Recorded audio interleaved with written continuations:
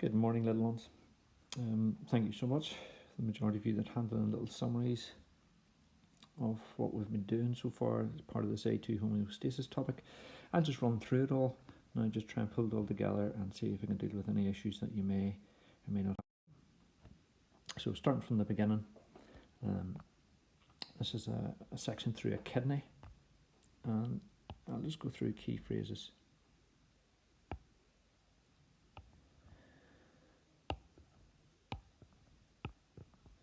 Key terms. The outer bit, so if we take a slice through a kidney, this bit here is called the cortex. Now remember, C alphabetically becomes before M, so, or you remember M is for the middle region of it. It can be a very simple, see a photograph question, asks you to label those two regions. Then you have this bit which is a pelvis. It's technically a wee space that basically collects any unreclaimed filtrate, which then goes down the ureter, and down here you'll have a bladder. So the two kidneys will have a connection to the bladder. To complicate things then, of course, we fire on that this lovely thing, the nephron. Now, the way you want to think about these is, if I can draw it, knowing your nephron shape. So there's your Bowman's capsule. It is always up in the cortex, and the loop of Henle goes down into the medulla. So there's your loop. Oops, that was a mess. There's a loop of Henle, and there's a Bowman's capsule, and the proximal tubule. That tends to be all cortex, and the loop down in the medulla. So you'll see that sort of in these diagrams now, shown over here with these wee bits. So there's the cortex and the medulla.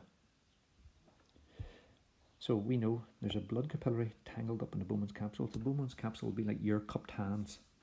And if I got a big sort of ball of string or Bunsen tubing, is usually what I use, stuff it into your hands and leave two wee trailing bits.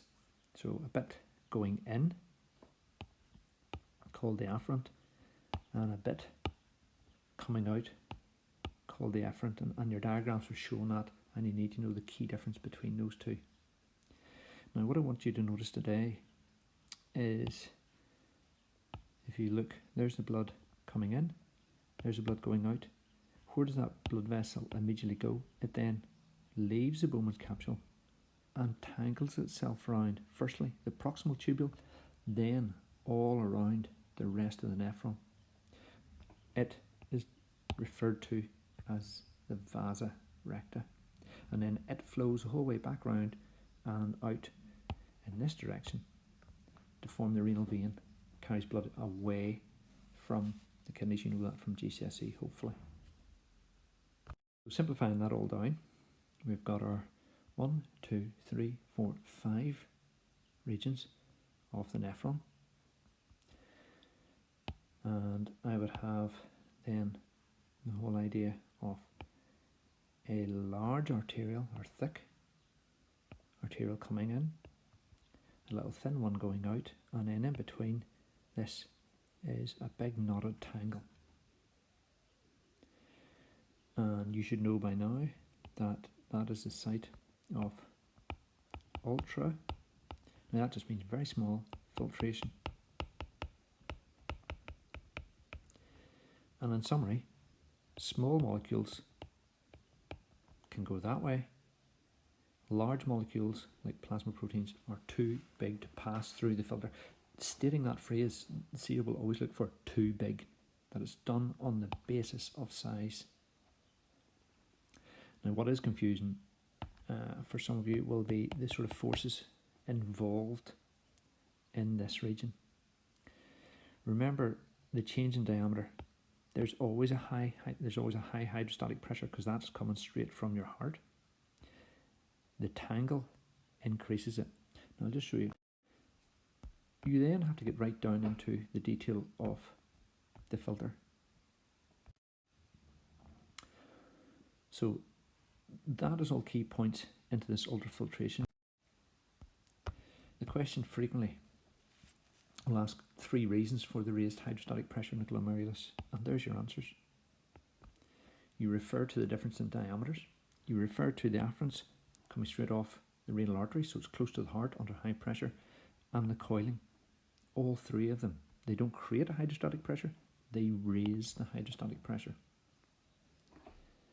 Question will possibly ask you about the filter, and there's usually 4 things to say. That we have endothelial cells, and they have pores. We have a basement membrane, and then you always say it, and you link that, and that's frequently 2 marks. And then the little podocytes, those are the cells of the inner wall of the glomerulus that are like your hands grasping around a tube.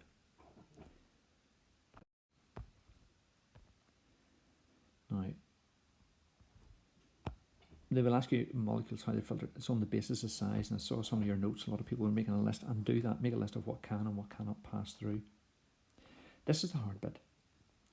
The forces involved. You will have to talk about the hydrostatic pressure, that's trying to push molecules out of the plasma, so out of the glomerulus, into the Bowman's capsule, where it's called filtrate. Losing a lot of water, and I'll put the numbers up, will create a water potential pull. So that's forcing molecules out, that's trying to pull water back in, and then it's a balance between those two that will give you the net filtrate pressure. Now the filtrate pressure here refers to, if, for example, if you're filling a water balloon on a tap, the first few hundred cubic centimetres is quite easy. As you get more and more and more water in a water balloon, if you ever had the experience, it starts to force itself back out. That's what happens, is you're starting to put fluid into the Bowman's capsule. It can't necessarily get out the proximal convolute tubule very quickly, so it builds up pressure. It's like blowing into a Capri Sun, and then it all shoots out in your face. So we'll have a look at those numbers.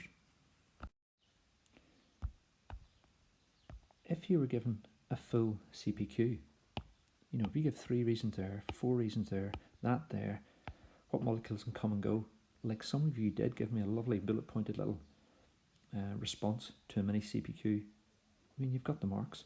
What we're going to move on to is what goes on here. Okay, so just have a quick review. Okay, so this is the table of data that I presented to you or gave you. It's data that's frequently used in exam questions. There's 2 sets of numbers. This is the blood plasma, so this column here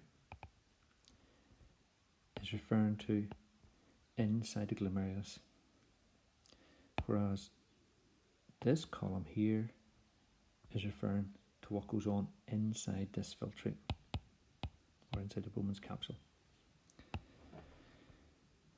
So you can see there's a very psi negative number there. That's a less psi negative. So there's large plasma proteins that are too big to get out through the filter, and technically there is actually a water potential gradient going from the filtrate back in. So there's the water potential gradient due to those numbers. However, due to the points we said about the coiling of this and being close to the heart, the change in diameter, there's a massive pressure, hydrostatic pressure pushing it out there. There's a much smaller pressure coming back that way. So this figure is holding on to fluid, this finger's getting rid of fluid, and it's a balance between the two. This figure's here basically is whether it's going to hold on to water, and it's not. It's a much higher water potential than that, and this one's trying to force it out. So it's a balance between the two, and then a balance between the two. The net filtration force means overall there's a greater resultant movement of fluid this way than coming back the other direction. Now that is conceptually difficult, but just be aware of the forces. Okay, so because a lot of fluid's gone out, that's why this is very psi negative. Because no proteins have gone in, that's why that is less psi negative. So that's a wee summary, and I want you just to go over that to get it in your head so that